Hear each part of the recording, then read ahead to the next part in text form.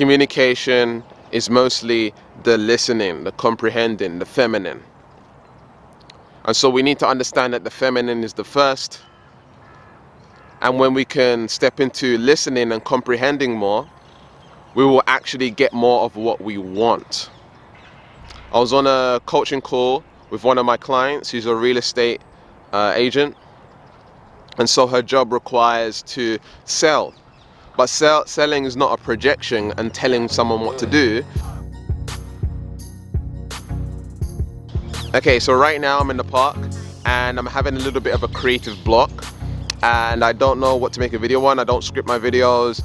I don't necessarily plan out my videos.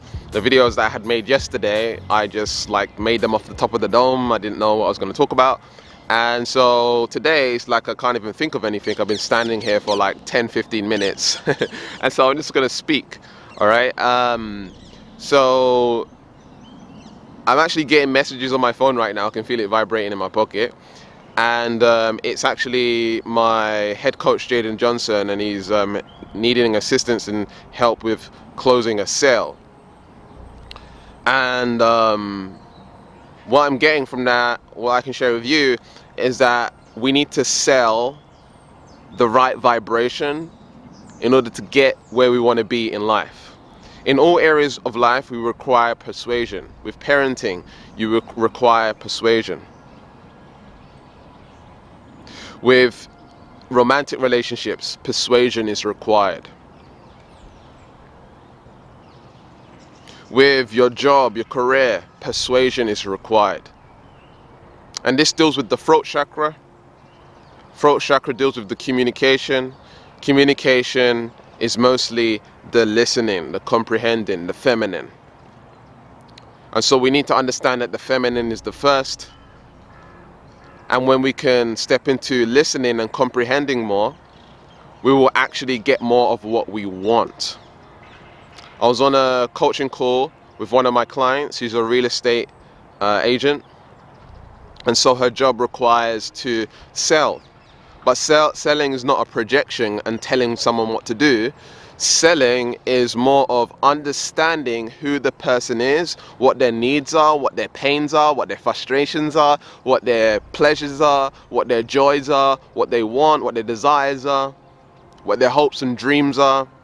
You see, and when you can understand this person in great detail, you can persuade them. You can have a more fulfilling life. The more you understand your partner in a relationship, the more success you're going to have. If you understand them deeply in and out, if you understand how their mind works and how they operate, you can have a more successful relationship. In your job, I don't know if you do sales or not, but if you're doing sales or you're helping someone out or whatever it is, you need to understand them. If it's customer service, you need to understand the customer and their point of view and step into their shoes. One of the biggest things that I've learned in life is that when you understand people, life can become great, because life is people. If you have successful relationships, if you're understanding people, you can get those career raises, you can make more money, you can close more sales, you can have better romantic relationships, family relationships, just through understanding people. Again, throat chakra. I believe the throat chakra to be the most important chakra, because the throat chakra deals with communication, and communication is the second most important thing in this entire universe. The most important thing in this entire universe is energy, because everything is energy, and energy requires communication in order for it to be interpreted. And so we're interpreting people's energy, we're interpreting people's voices and their body language and their needs, their wants and desires, their tonality. And the more we can work on understanding the people, the more success we have. Throughout my whole life, from a very young age, I'm being an analysis. I'm like an analyzer. I watch people. And it's interesting that I'm making this video right now. People are watching me make this video. I'm actually in the center of the park, and people can easily see me, well aware that I'm here making a video. And it's like I can pick up on people's energy. It's like I wonder what he's doing. I wonder what he's making the video about. Is he a newscast anchor? You know, all of this stuff, right, comes into people's minds. And I can kind of just perceive what people are about, their energy, what they're thinking, you know, what their needs are. And through learning what's it called? The 6 Human Needs by Tony Robbins, I understand people even more. So there's 6 human needs that people have. And these needs have to be met.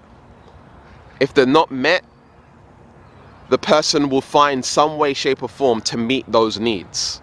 So the 6 human needs are certainty, uncertainty, love and connection, significance, growth, and contribution. Now, these 6 human needs, if one of them is not fulfilled, we will find some way, shape or form to fulfill them. Now, the growth and the contribution part, most people don't necessarily focus on. The growth and the contribution part comes in usually when you're starting a business or you're actually, I should say, it does come out in usual life when you're giving to people and charity and stuff like this, or your church or whatever it is that you do. You can give and contribute in that way. However, one of the best ways to contribute is becoming world-centric. And when you become world-centric, you're actually giving to the world, okay, and helping the world. And that automatically requires you to grow. So growth and contribution are the 2 human needs that are fulfilled when you start a business, which is really interesting. However, those needs can be fulfilled just by, you know, giving to family, charity, and stuff like this. So the 6 human needs, let me explain. So let's say in a relationship, you're in a romantic relationship and you're not necessarily understanding them, all right? They might be saying, like, you don't compliment me, or you don't say anything nice about me, or whatever it is. You don't tell me to do this, or, you know, motivate me, right? So this person likes words of affirmation. Words of affirmation comes from the book, The 5 Love Languages. There are 5 different love languages, and one of the love languages is affirmations, words of affirmation. Words of affirmation is the way in which they receive love and connection. But not only that, it provides them with significance, right? Which is one of the human needs. So 2 of the human needs will be fulfilled by giving that person compliments. Now, if they're not getting the compliments, you're not fulfilling their needs. And so what's going to happen is they're going to find some other way, shape or form to fulfill those needs. Whether that's from another person, right? And that's why people cheat. Right, they want to get those compliments, they want to get that love. So we need to find out how your partner receives love, or how people receive love. Okay, it doesn't have to be a romantic relationship, it could be a friendship. People receive love in different ways, and when you can understand people's needs, you can fulfill their needs, and then they'll be happy. So it's important for you to understand the 6 human needs. There should be videos here on YouTube for free about the 6 human needs. And I highly recommend checking out the book, The 5 Love Languages, so you can understand how people receive love and how you receive love. And then you can receive love and ask for love in the way that you like to receive it. And then you can also give love in the way that others like to receive it. This is all throat chakra energy. This is all communication. And so the more we can understand the people, the more fulfilling life we will have. And so this is all selling. All of it is selling. A lot of people think sales is the guy that knocks on your door, you know, and tries to sell you on buying new windows or a conservatory or the car salesman or whatever it is. However, sales is a little bit more deeper than that. Sales is in everything. We have our cells, the cells in our body. And in order for the cells to get the nutrients that it needs, you need to sell yourself on eating the foods that you're supposed to be eating in order to fuel those cells. Right? A lot of what we experience in this reality is that of communication, selling, persuasion, and love. Now the challenge is, if you don't learn this, if you don't dive deeper into this, you will lead a life of suffering. Do you know why? Because now you don't understand people, and you can't determine red flags, and you can't determine who's good for you or not. It's just like a real challenge for you to attract those good people into your life, because you're thinking everyone is good or whatever it is. I know as an empath, I used to do this myself. But now that I'm understanding people more and more, I realize that not everyone is good for you. The people that you meet might think that you're good for them.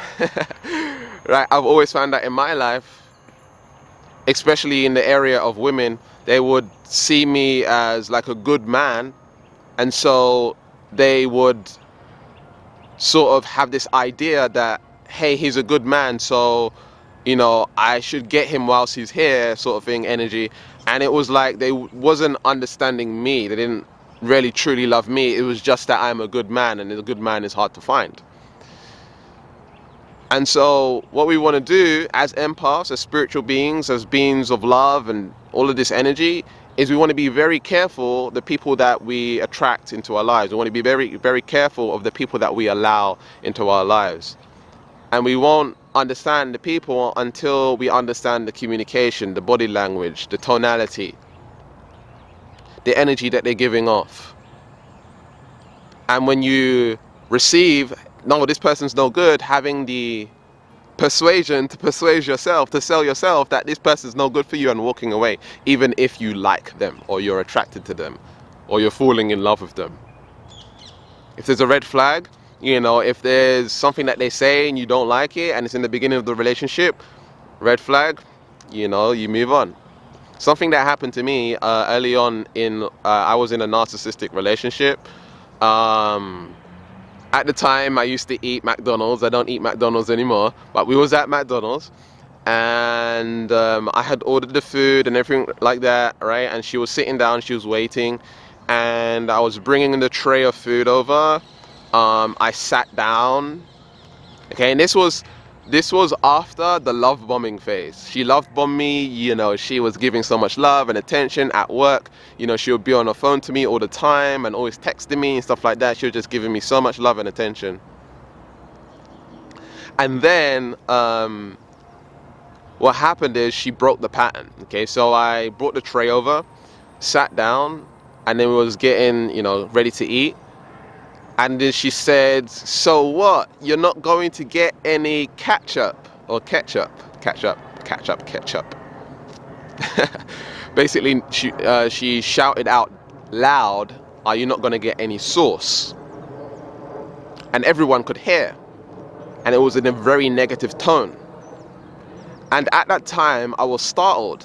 I just got up and got the ketchup. Because usually, when people would treat me that way, I would have a reaction to it, right? I grew up in a really rough neighborhood. Gavin wasn't necessarily not someone that you could talk to like that, okay? And so, because she had loved bombed me, it got to the point where my defenses were down. And I didn't have my boundaries. My boundaries were broken down completely. And so she was speaking to me in a negative tone, and I automatically just got up and got the ketchup, even though I felt really uncomfortable. I'm like, what's going on here? How comes I don't feel like mad right now? I got the ketchup and I brought it to her. That was the first narcissistic thing that she had done. And from then on, the relationship went downhill. Now, I have learned from that experience the signs of what a narcissist is. Okay, if someone's just giving you so much love and attention early on in a relationship, it's not accurate, it's not good. Okay, it's unhealthy. All right? And that is called love bombing. And usually there's an insecurity behind that, why they're giving so much love. And I wouldn't necessarily call it love, because it's not really love, it's like a manipulation. So they can have you and grab you in, right? And get you, right? So they can then manipulate you. It's not really love, but I'm calling it love in this example. So be careful. And now that I have been through that situation, I'm able to, easily know what a narcissist is straight away. Even in movies, I can tell when a character's like a narcissist. It was interesting, I was watching a movie, and there was this woman, I think there were shows called Little Place, Little Man, or whatever, I can't remember. But basically they shrink people down because of the population and stuff like that. They shrink people down to live in, a miniature world. And I knew the wife wasn't going to join the husband in the miniature world, or whatever it is. She wasn't going to do it because she was narcissistic. She was about money. She was about, I need a big house, I need this, right? I knew from the get-go straight away that she was narcissistic, and she was never going to go with the husband to the little world, okay? Without even knowing what the movie was about. And so I'm able to see this. And this is the point where you want to get to, is to pick out these negative people and realize them from a distance. Realize who they are just through understanding communication. Just through understanding and comprehending people and listening, all right? This is all sales skills. What I suggest is becoming more aware of people and the way people behave, okay? And always find out people's intentions. It will save you a lot of time, a lot of energy, a lot of effort in divorces, in breakups, in, troubles and problems and stuff like this, okay? So go out and do that. And that's it. All right. That was a weird video for me. I didn't know what I was going to talk about. It was like a little bit weird, and I don't know, a little bit uncomfortable talking about the relationship and stuff. But yeah, got it done. As you know, we now offer neutrality shifting coaching, which is available for you. So if you've been through a narcissistic relationship or codependency, or you're going through this stuff right now, maybe neutrality shifting coaching can help with that. Okay, there'll be a link in the description where you can find out more about that and get neutrality shifting coaching to shift you into the personality for, repelling these kinds of people and only attracting loving, warming people. So the link will be in the description. There should be some videos on screen right now. Keep learning, keep growing, keep expanding, and I'll speak to you soon. Peace.